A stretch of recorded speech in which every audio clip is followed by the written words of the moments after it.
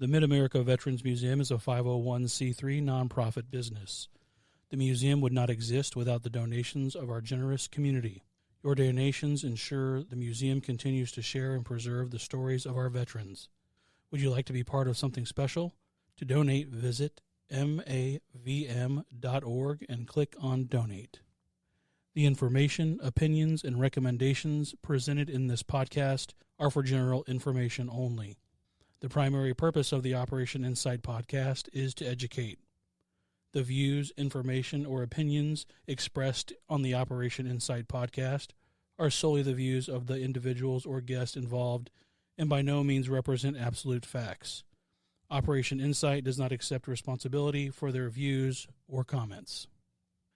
The Operation Insight podcast may at times cover sensitive topics, including but not limited to suicide, abuse, violence, severe mental illness, sex, drugs, and alcohol addiction.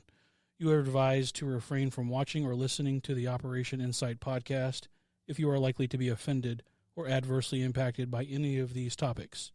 Neither the company, host, director, or the guest shall at any time be liable for the content covered, causing offense, distress, or any other reaction.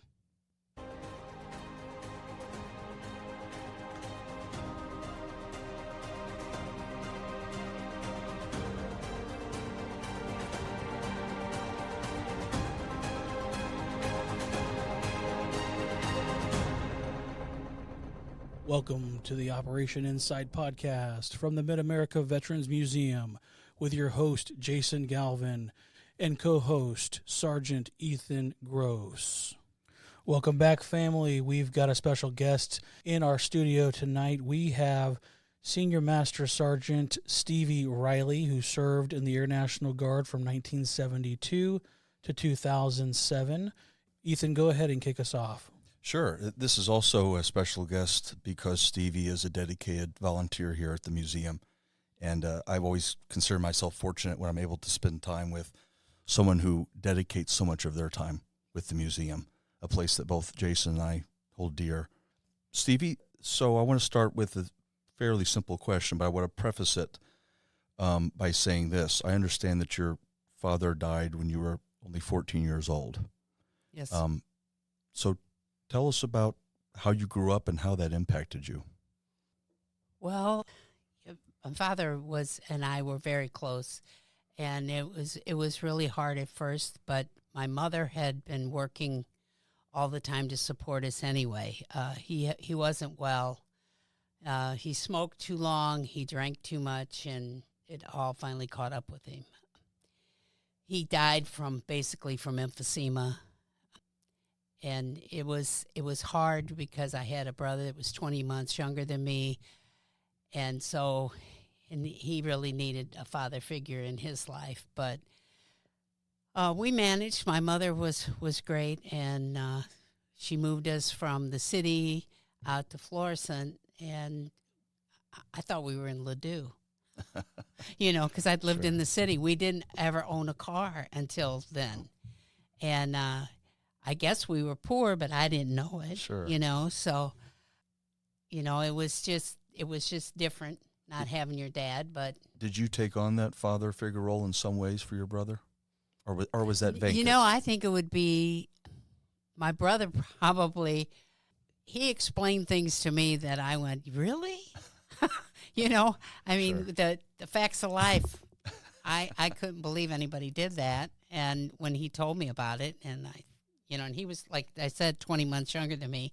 And I would try to talk to girlfriends about it, too. And nobody wanted to talk to me about it, So I was always kind of naive and a little backward. I outgrew it by the time I was out of high school. But, I mean, before that, I was, just kind of thinking everybody was good and holy, and found out that life was different.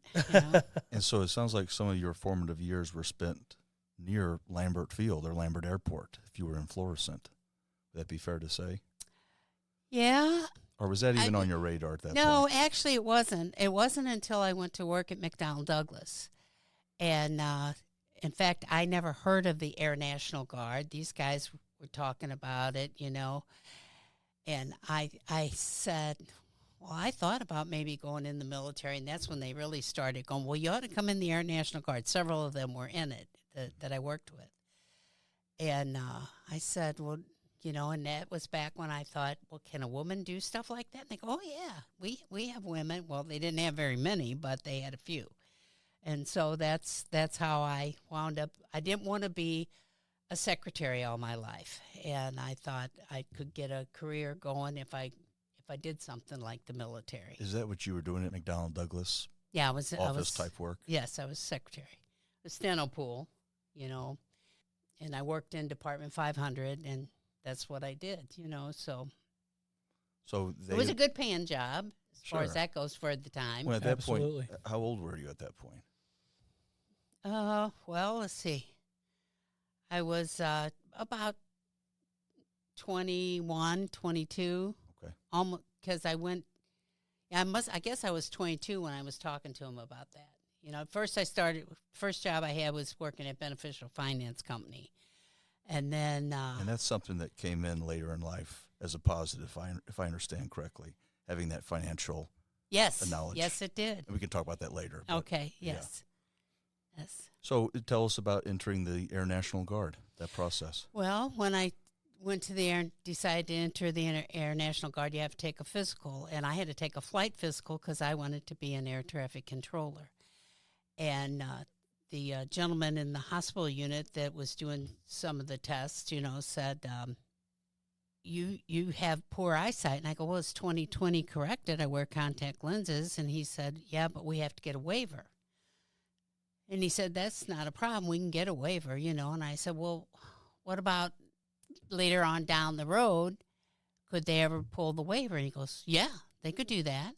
And I said, well, then I don't want to do that. He goes, well, I tell you what. He goes, we have an opening here in the medical unit as an aerospace medicine technician. You could do that.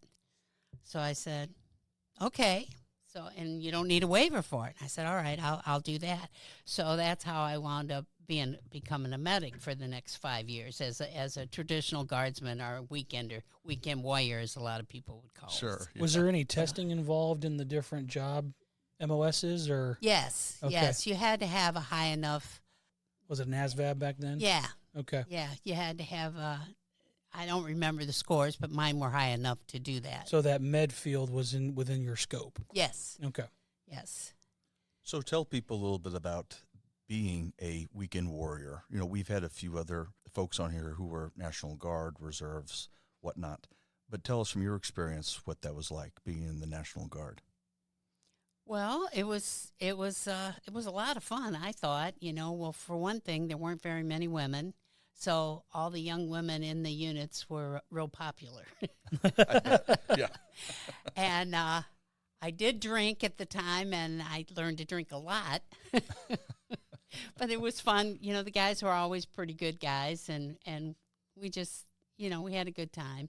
It was a good experience for me, but then in the meantime, I got married. Sure. And had a child, and then, I was a stay-at-home mom. And when we decided to split up when my son was 2 years old, I had to get a job. And so the Guard is really a good place. Different people's units. If your unit doesn't have any duty days for you, Mm-hmm. you can go somewhere else and make cash that way. Right, basically. you can, and it works out really nice. You get to know a lot more people on the base. You get a kind of a rounded experience, and they find out you're a good worker. People will come to your boss and say, "Hey, when you run out of days for Stevie, we'll take her." I would imagine it also gives you some opportunities that others might not. Oh, sure. Privy to. Yes. And so that's what I did initially when we decided to get divorced was work some, extra days with the hospital unit.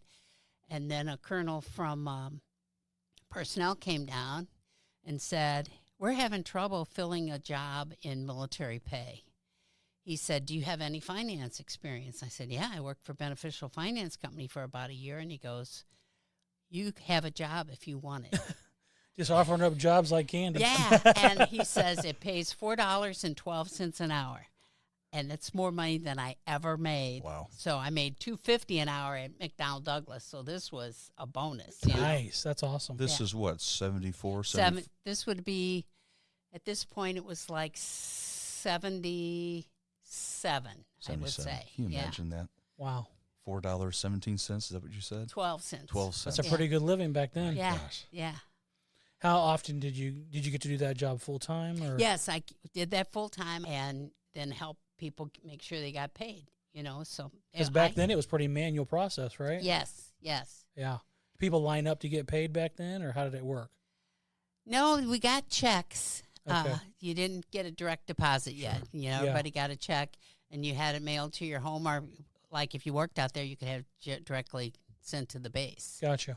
So, and that was, I got a story on that when I get into the fighter squadron. Sure. So now at this point, are you in the AGR phase? No, Not yet. no. I'm Okay. a civil servant GS5. Gotcha. Ah, GS5. okay. Okay. So 5 years as a medic, you get this opportunity to work in the pay department. What's the next step in your career after that? Well, I was drinking a beer up at the NCO club with a couple of the guys down in ops that worked in a job called life support. And they said, hey, we're getting F4s, and we're going to get another position. You want to try for it? And I said, well, do you think a woman could do it? And they go, yeah. Well, they work Tuesday through Saturday. I work Monday through Friday. So on Saturday, I went in, I wore a uniform, but I didn't get paid. I just went in and watched what they did and kind of learned what they did. Get familiar with it. Yeah, get familiar with it. And I decided to go ahead and give my notice at my job and put in for the school.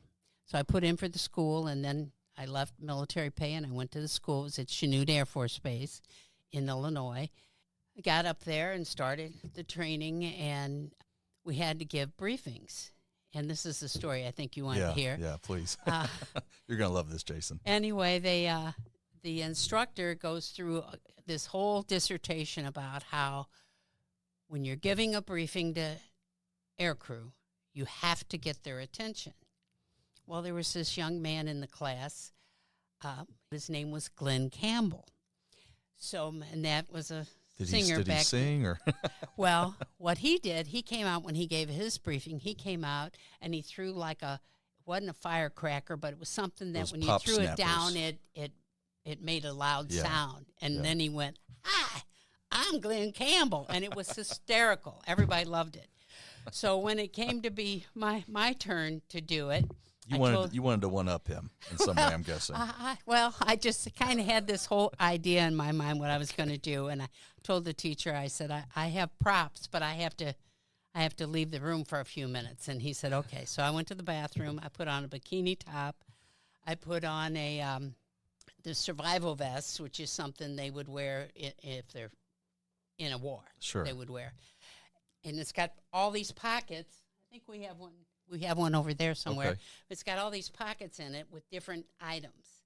So then I zipped it up, and I put my fatigue shirt on over it. Okay. And I came back in the class. So then teacher said, okay, you can begin your briefing, So I have my back to the class, and I'm swinging my hips back and forth, singing "Let Me Entertain You." And then I turned around and unbuttoned my shirt, and then I carefully unzipped just a little bit, just for a peek, and showed them that in this pocket is, say, a compass, and then As if they're paying attention to the compass. Right, and right. this other pocket is a survival mirror, and I went through all the pockets, telling them what they were, but I just briefly would show the bikini top, Sure. and then. When I finished, I got 110%. I'm sure you did. And they wanted a briefing every day. Good story. I love it. Did you have other moments in your career like that where you sort of had fun with the fact that you were one of the few females in the room? Oh, I don't know. I always felt after a while kind of like you were one of the guys. I mean, there were a few, it wasn't all wonderful. I mean, there's always a knucklehead there once in a while. I did have some, I I guess you'd call sexual harassment Okay. by a guy one time. And I just told him, you do that again, I'm going to kill you. And then I told my guys that I worked with, and they went and talked to him too. Good. So They had your back. yeah, That's oh awesome. yeah, they did.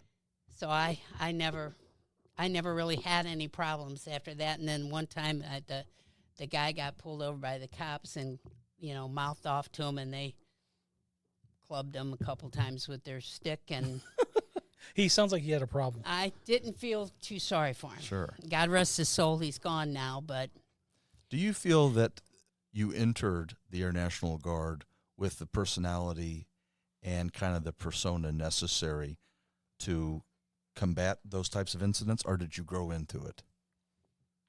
yeah, maybe grew into it because I didn't think about it too much. I've always had really good, the guys, I took a lot of teasing, Sure. but working with the air crew, they were great.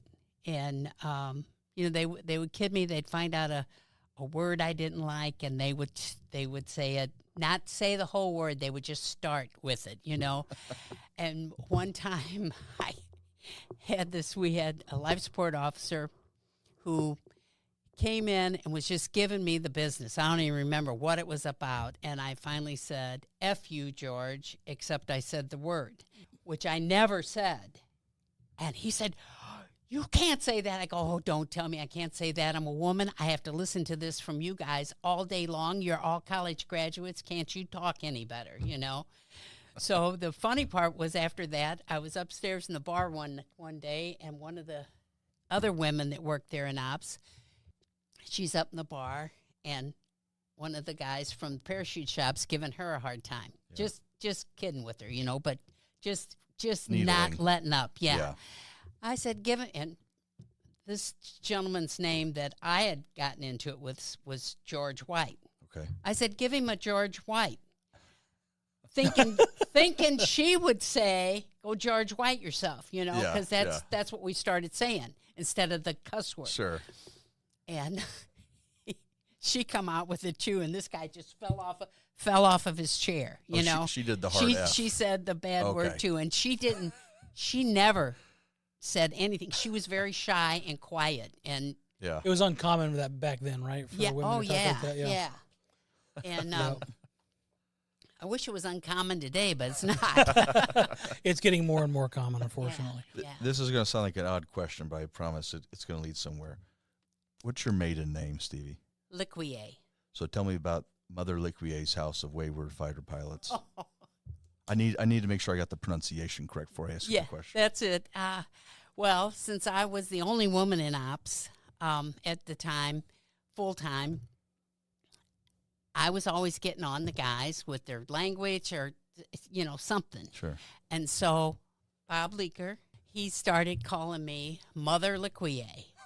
And then they all started calling me Mom. Yeah. And I mean, even most of them were older than me, but I was still Mom. And it was just, they called it Mother Liquea's House of Ill Repute for Wayward Fighter Pilots or something like that, and it was just like, oh, goodness.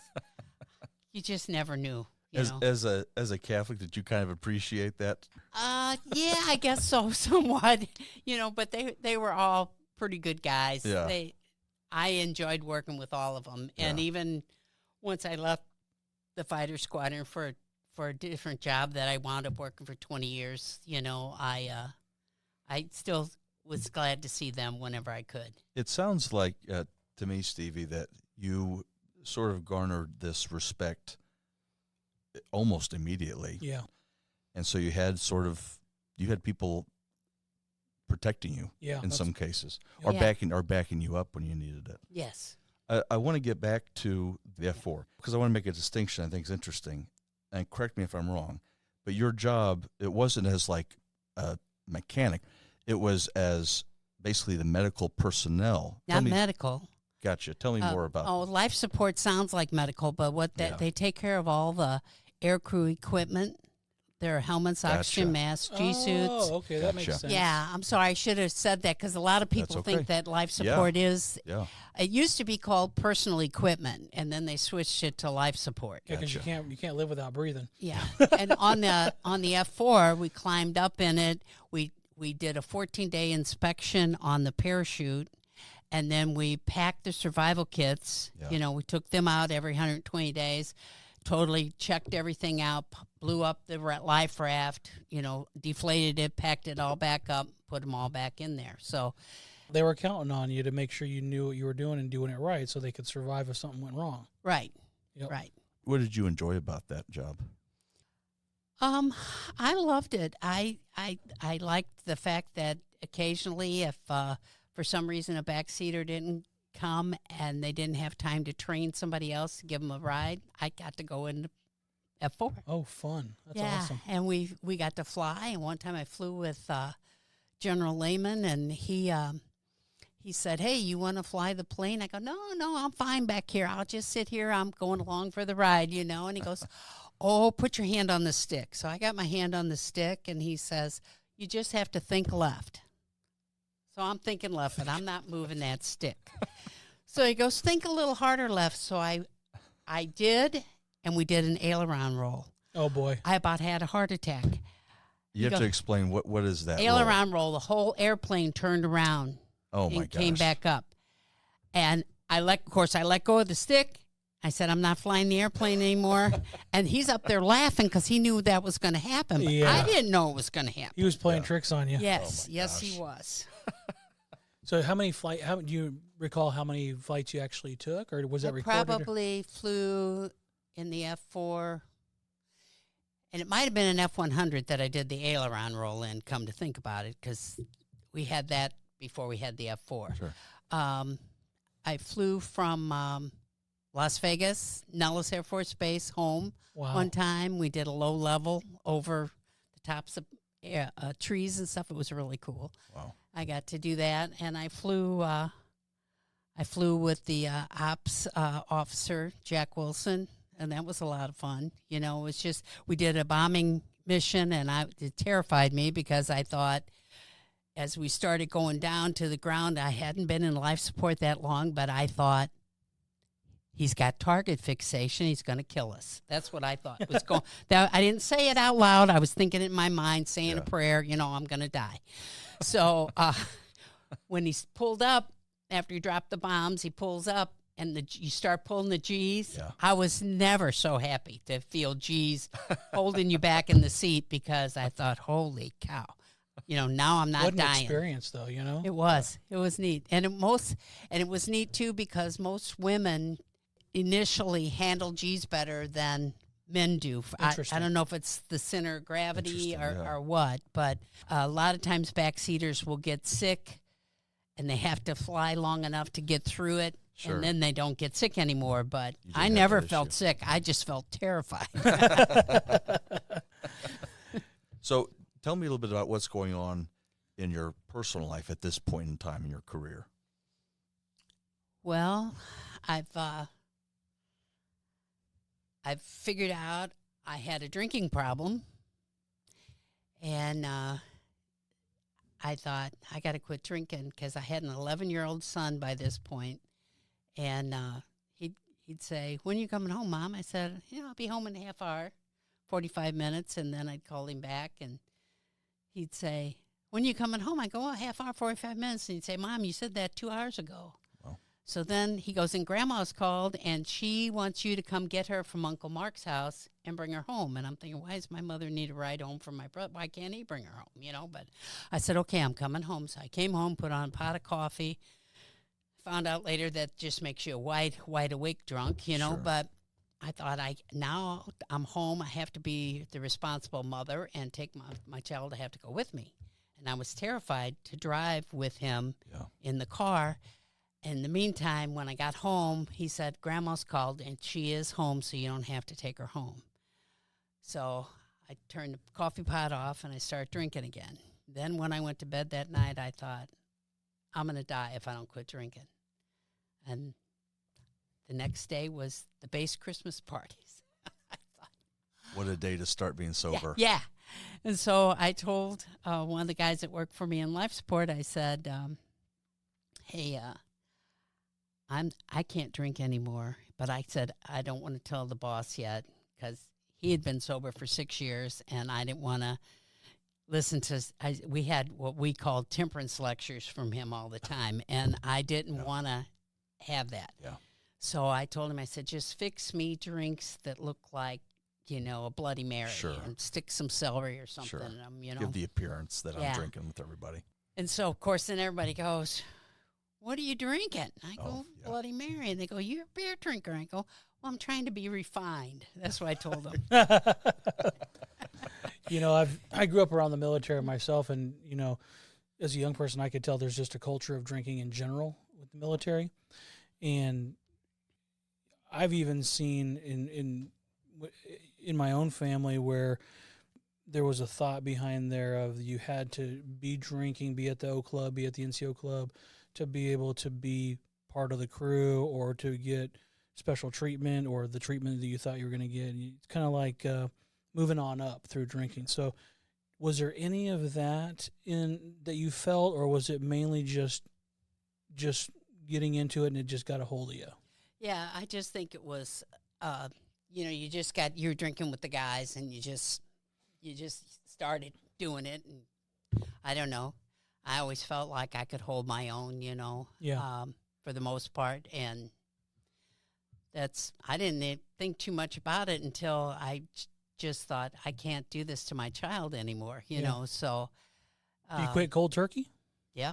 Okay. That's awesome. Congratulations. Good job. Yep. 38 years. You mentioned there's a fun little story. I hope you'll tell us here, Stevie. You mentioned your son. Your son was born on the 4th of July. Yes. Tell us about the special event that occurred on his birthday that he thought was just for him. Oh, he was born in 1975. So in 1976, when we had the bicentennial, we went down to the riverfront where all the 800,000 people were, and he thought this whole thing was for his birthday. That's great. And he got to ride on a float of people born on the 4th of July, and I made him a little Uncle Sam outfit, and he just thought it was really, really cool. That's awesome. And now they would also do flyovers in subsequent years. Isn't that right? Because they knew you and knew where you lived? Oh, yeah. And they would, when on his birthday, now, I don't know if Was he it the would VP even fair remember. or something? Yeah. Okay. That they would do that, and then they'd fly over. I think they flew over St. Charles or something, so Okay. it went right over Bridgeton. Yeah. And they would dip the Yeah. wings, as they went over the apartment complex. So That's cool. that was Nice. cool. That is cool. You also mentioned, you said an Uncle Mark. That's your brother, Mark. That's Right. the one who's 20 months younger. Yes. He served as well, but for a short amount of time. Yeah, he was in Vietnam for 24 months. Okay. Wow. He he extended. So he joined even younger than when you Oh, joined. yeah, he was 17 when Yeah. he joined. Tell us about Mark. Mark was Mark was a great kid, but he was a little bit. He got in trouble a lot with the law, and he went in. He signed up to go in the military. My mom had to sign for him to go. Sure. He went in on I think they called it the buddy program. Another friend of his went with him, and then of course they wound up going to Vietnam, and then he extended over there where he got into drugs. That was kind of a sad thing, and he even sent a box of stuff home that said coffee creamer. And I'm looking at this and I'm thinking, why would he send coffee creamer home? Yeah. So I showed it to a police officer friend of ours, and he had it checked out, and it was not coffee creamer. And so, of course, he was madder than hell at me when he got home because It was gone. Yeah. Yeah, but he had a tough time with drugs, and he finally and alcohol seems to run in our family, and he finally got off the drugs, but he just never was quite the same after Vietnam. He sat in the dark a lot. He just had a hard time, with everything. He he lived to be 58 years old, and he has a son that turned out real well. So, in fact, my husband and I get to be grandparents to his children since my brother's gone. That's fantastic. So That's great. yeah. Now, if I understand correctly, it was about 15 years or so ago that he died in a car accident. Is that right? Yes. They think he probably had some kind of medical issue. Okay. Because he got in enough trouble with the police, so he was always after me when he's driving down the street. Don't go over 25 miles an hour. So I know he wasn't He's a speeding. safe driver. Yeah, and a bystander saw him slump over the wheel, and then he hit the curb on the right side, and it bounced him across, and he took out the corners of 2 houses. Wow. So, but then when they took him, my nephew called me on my brother's phone. And I said, it's about time you called your sister back, because he had called me. I had called him 3 days before. And he said, Aunt Steve, it's Dad. I don't think he's going to make it. They're taking him to DePaul. So what a phone call. Yeah. We went. I said, you want me to come get you? He goes, no, I'll get a ride. And I went to there. I was working then. I was already retired from the military, and I was working at a nursing home. And was right there at DePaul in Bridgeton. So I just went over, and they pumped on him for 45 minutes. He was still dead. Now he just looked 9 months pregnant instead. So he was 58 years old. I bring that up, and I truly appreciate you being so vulnerable with that story, Stevie. Absolutely. I bring it up because he called you a lifer. Yeah. Is that right? Yeah. So throughout your career, and I know we're kind of going over the place here, and that's my fault, but throughout your career, what do you think your motivation was to stay in for so long? It's 35 years of service. What kept you going? I liked it. I thought it was important work. And then with all the stuff going on in the world, like we had Desert Shield, Desert Storm in the 90s, and I thought we're going to get activated sooner or later. And so that's when I put in for the Guard Bureau sent down a job by this time I'm in another career field for going to Aviano, Italy. So I thought, well, I could do that. I wanted to make sure that I knew how to run a guard unit. I wanted to make sure we'd fit in with the Air Force. So I went home and asked my husband, could I go? I went to my boss, Colonel Boatwright, and I said, hey, I would like to take this trip. And he goes, you can go. So I come back, I call the Guard Bureau, and they go, that was snapped up in 5 minutes.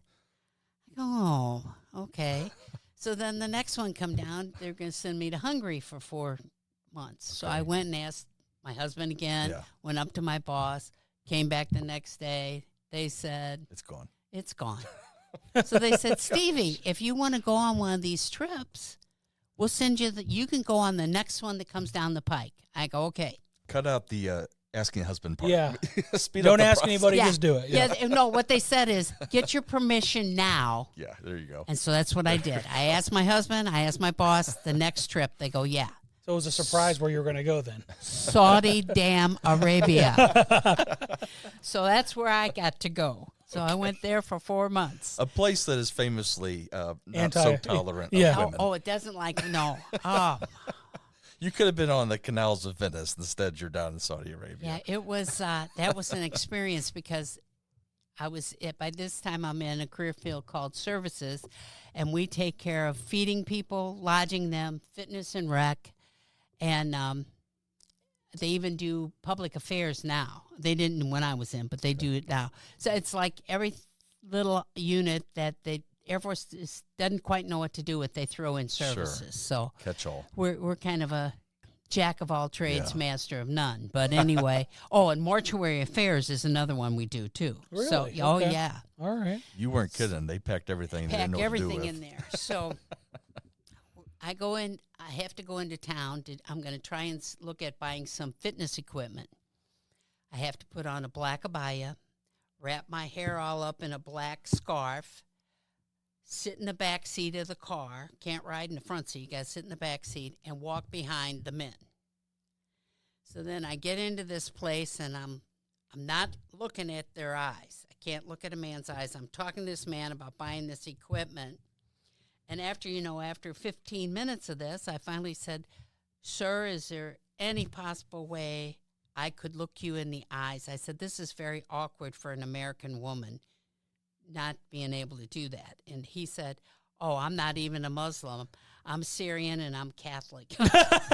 And I couldn't care less if you look at me. He was probably wondering why you weren't looking him in the eyes. Yeah. And I go, "Oh, thank you."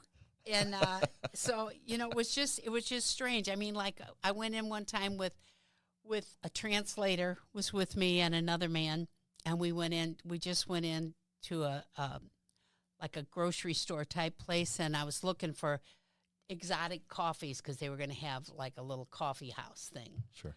And before we left, we all got a soda, paid for that, and walking out. And I go to open my soda, and the men go, "Oh, you can't drink that walking down the street." I go, "What?"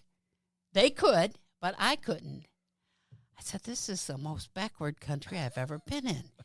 And so there I had to get in the back seat again. Once we were in the car, I could drink my soda. I want to remind people, what rank were you at this point in time? I was a master sergeant. Okay. So you have some rank on you. Yeah. And I've heard some stories where you even had to follow, I think it was a private, maybe not quite a private, but essentially follow a private showing this subservience in a way for the outside culture. Did you have situations like that as well? Yes, I had.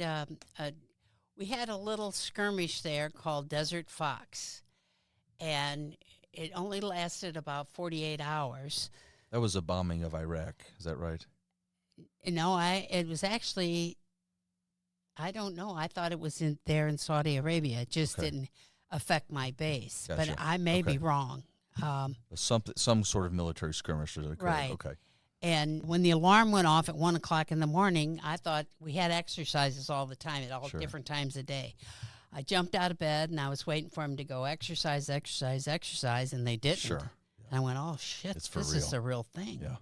So I go over to the artillery room and meet the commander, and he says, "Okay, go put your uniform on, bring your Kim gear with you. You're going to be in the Survival Recovery Center for the night, and I'll relieve you at 8 o'clock in the morning." I said, "Okay." So that's where we went, and I hauled all this stuff over there, and when I got there, I had a couple girlfriends that sent holy candles with me, and I got a holy candle out, put that up there. I got my rosary, put that up there, and I got the holy water, and I set that up there. I go, "Okay, we're covered," and everybody in the room, everybody in the room goes, "Oh, this is great," Glad we're with her. Yeah, for sure. What's the radius? Yeah, right. So then we leave. The next morning, I get off, and the captain comes and relieves me, and I'm getting ready to go back to my room to go to bed, and this young man comes up to me, and he goes, I was also the first sergeant there. He goes, "First sergeant, you're going to go into Riyadh with me today to the hospital, right, for my test?" And I said, "Oh, do you want me to go?" He goes, "Yes, ma'am." I go, "Okay." So I go back into back home, put the black abaya on again, and walk behind. I don't have to walk behind him on the base, but then he gets to sit in the front seat. Sure. I sit in the back seat, and I'm walking behind him till we get him in the hospital and everything, and I just sit there while he's having this test run. Yeah. So I thought, that's got to be such a, like you said, backward. It's got to be such a backward feeling. You have fairly high rank, and you're having to show this like subservience to, and they're still your airmen, they're still your personnel, but that's got to feel so strange. It does feel strange, and then not being able to look people in the eyes. Yeah, that's the interesting one to me. As a male, but I don't have very much to say about it because I've never experienced that. But just not being able to look someone in the eyes, something you take for granted. I think in our culture. Yeah, I think true respect is looking someone in the eyes. Right. I mean, sometimes a really shy person has a hard time doing that, but they'll look up once in a while. Yeah. Yeah. Mm-hmm. So, Did you have to tell yourself something as you were essentially looking down at the ground when you would have conversations with those outside the base? Did you have to have something to prepare you for that? I don't know. You have all these, you get instructions all the time on exactly what to do and what not to do. So you're kind of familiar with all that. And I just, I guess I got used to it. And I was afraid to look at them in the eye unless they gave, like that gentleman that turned out not to be a Muslim gave me permission. Now, we did have occasionally some guys would come on the base that were Muslim, and they were fun guys. Okay. They would kind of do a little entertainment thing. They would say they were kings, and then they'd have but they make the best tea I've ever had. It has different mint and different herbs in it. Sure. It's just delicious, and we got to have that with them, and we could look at them. Because they're on your base. That's American property, essentially, American territory. Yeah, maybe so. But that'd be my guess. That was interesting, but that was, and they were fun. But, I'm just not sure. I wouldn't want to live there all the time. No, I can't imagine. No. So besides Saudi Arabia, I know there's Qatar. Was there another country that you deployed to as well? Kuwait. Okay. After 9/11 happened, we were activated by President Bush and sent to Kuwait. And there I got to stay in a tent for 4 months. Now, that sounds really horrible, but it was air-conditioned, and we had beds we slept on. The only problem was there was no bathroom, so you had to walk about a block to go to the bathroom, take a shower and stuff. Wow. Yeah, other than that, it was pretty good, and except for rats. There may not have been too many rats. No, I think there were. They have giant rats in Saudi Arabia. Okay. And I know that we went there prior to 2001. We went there for a 2-week deployment. Okay. And that's before they had a building for the dining hall. So my cooks are cooking in a tent. Open air, basically. Yeah. Okay. And I went to check one night to see how they were doing because they fixed midnight chow too, and they had pistols and they were shooting rats. You're kidding me. I go, Wow. what are you doing? They go, we're shooting the rats. And I saw a rat jump up on the table. I mean, it looked like it was a foot long. It may not have been, but it looked that's how big it looked to me. Yeah. And grab a donut, jump back off the table, and go. I never seen anything like it, and they had killed about 5 of them. Wow.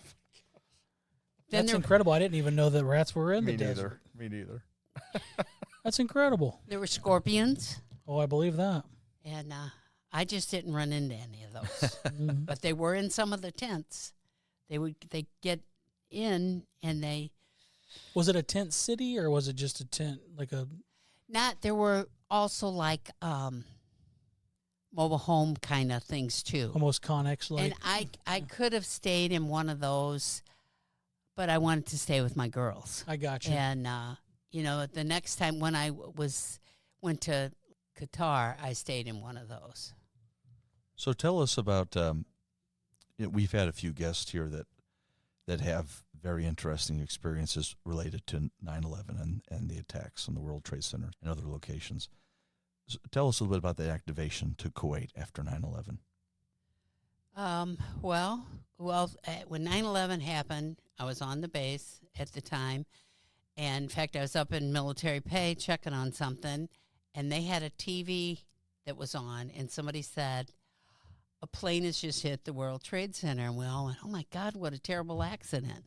And then just a few minutes later, the second plane hit, and we went, oh, this is not an accident. So, I mean, everybody shuts down, locks up everything. You can't get in anywhere without showing an ID card who you are, even if we know you. That's almost immediate. Yes. Happens. Oh, it happened immediately. We knew everybody knew what to do because we're thinking we're on an airport. You know, we didn't know if this was a local thing, isolated or not. Yeah. Yeah.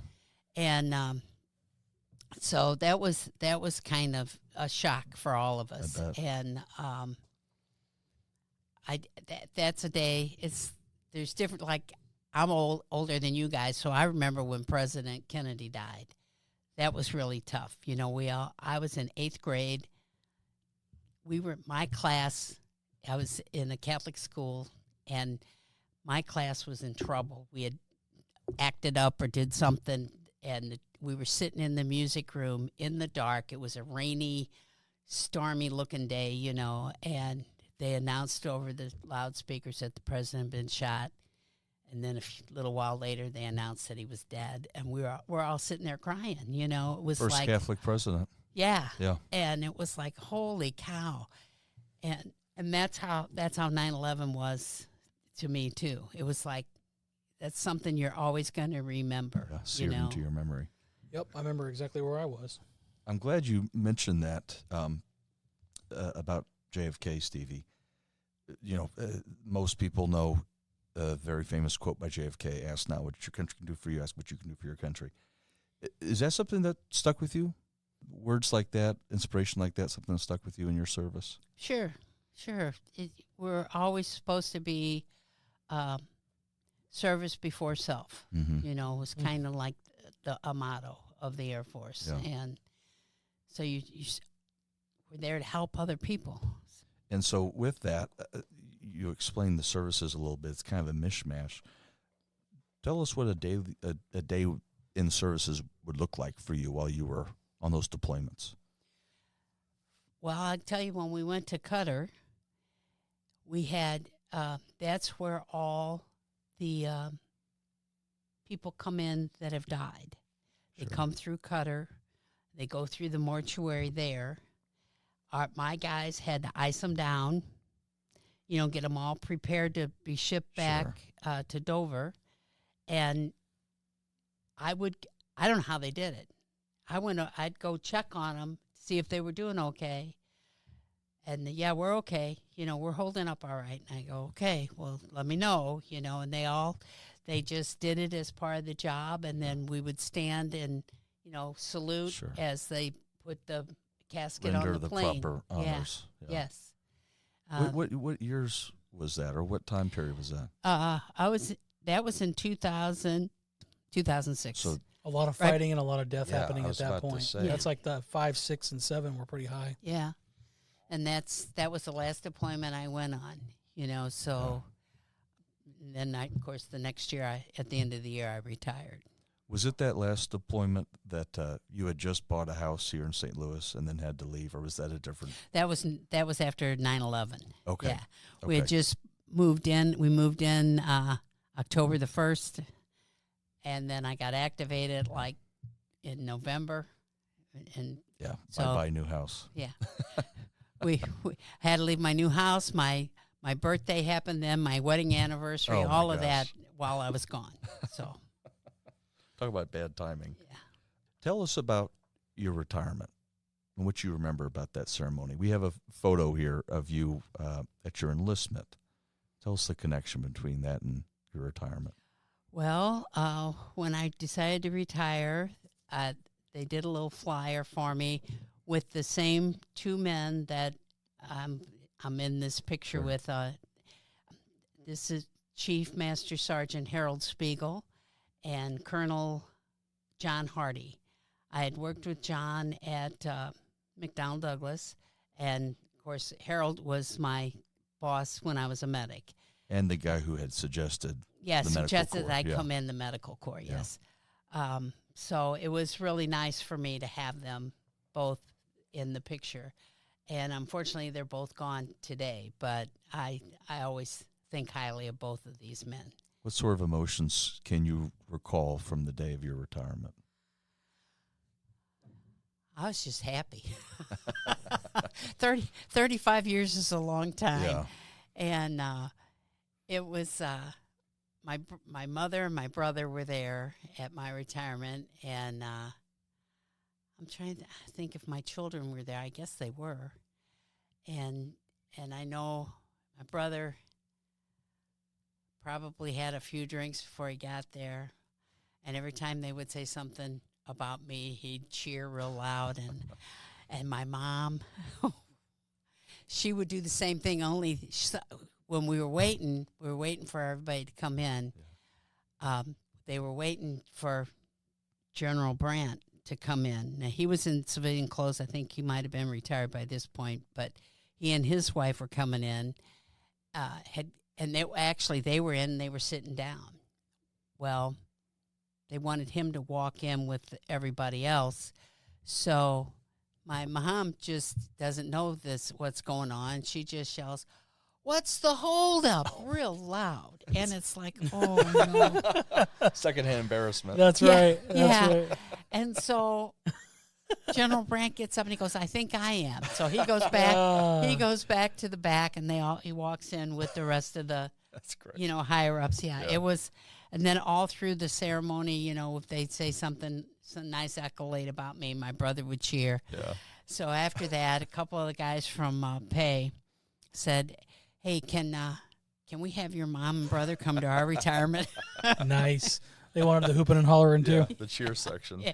One thing that we've always asked, well, not always, but one thing we've asked quite often on this podcast is, the day after is the last day that you wore the uniform. What did that feel like? And I think that might be what Ethan was alluding to, is it's not really, so to speak, you're not wearing the uniform. It's you're stepping into a different realm, a different world of civilian life.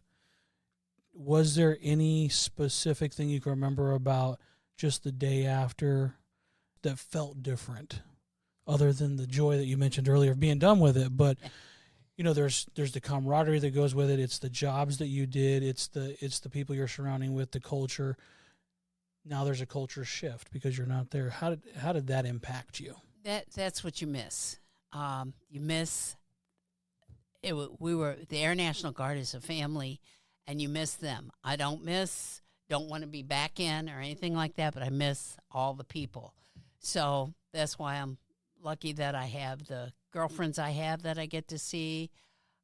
We go to lunch once a month, call ourselves, since the military runs on acronyms, we call ourselves the Orbs, Old Retired Broads.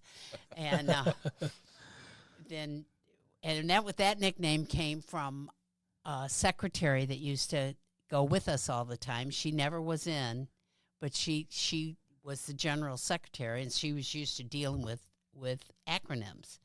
So she named us the Orbs, and it's stuck. And Very nice.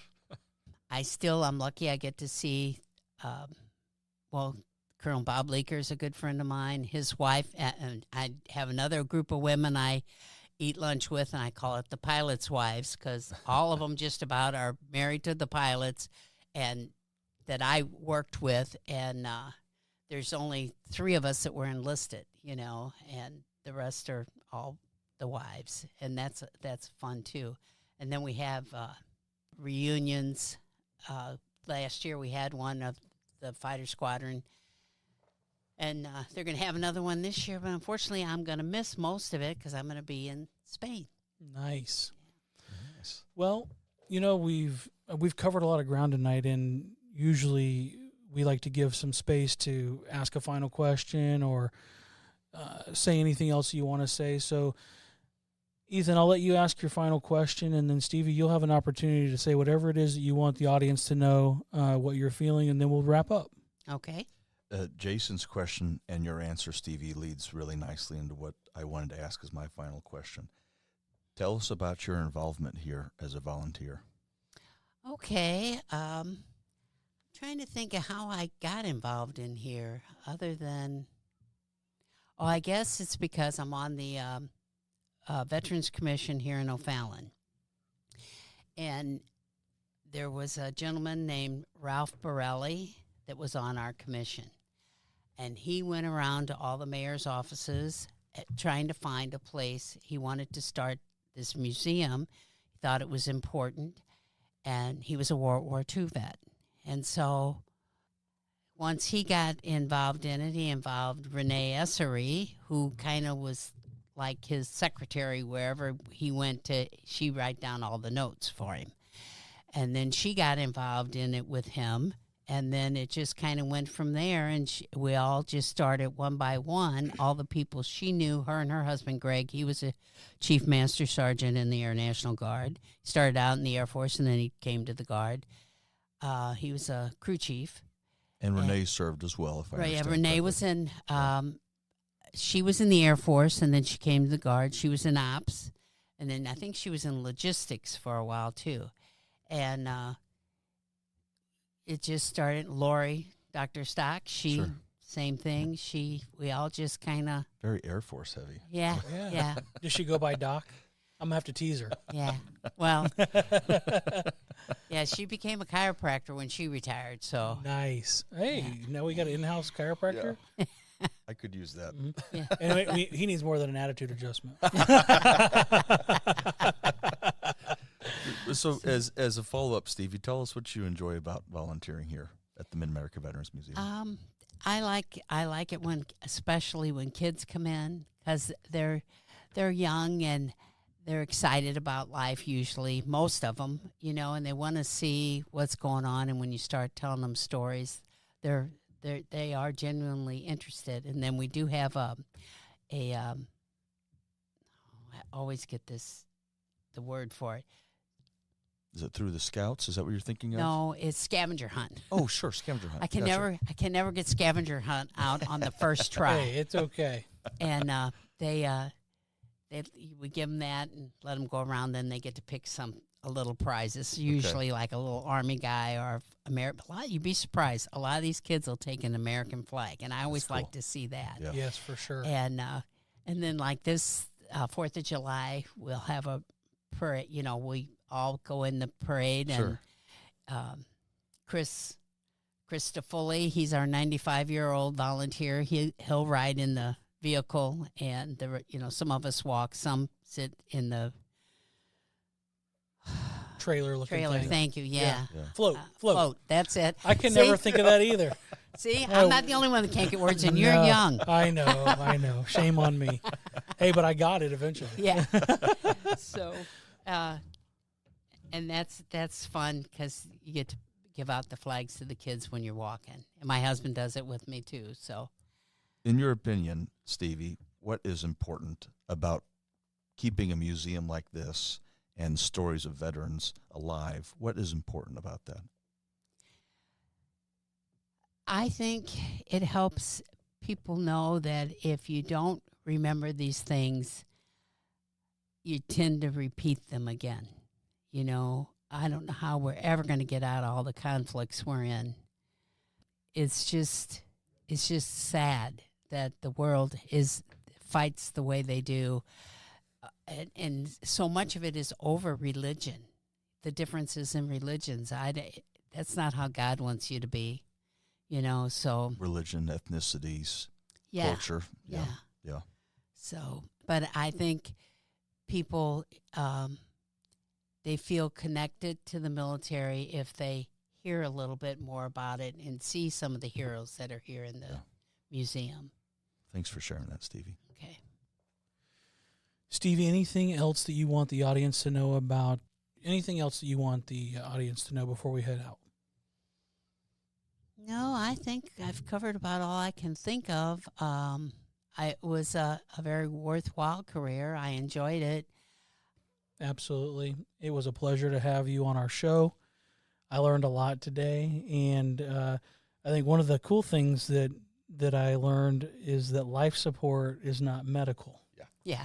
All right. But at the end of the day, it was about life support. Right. So, yeah, and your story was great. I learned something new. I'm going to do some more research on a couple things that you taught me today. And we sincerely appreciate your service. Really appreciate your volunteerism here. And thank you for being on our show. We're going to go ahead and sign off of the Operation Insight podcast from the Mid-America Veterans Museum.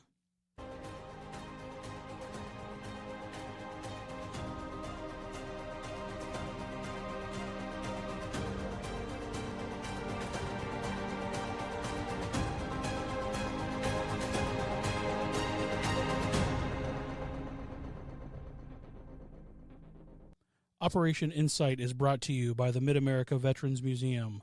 The museum is a 501c3 nonprofit business. Do you like our podcast? With your support, we'll continue to bring you great programming. If you'd like to donate, go to mavm.org and click on Donate.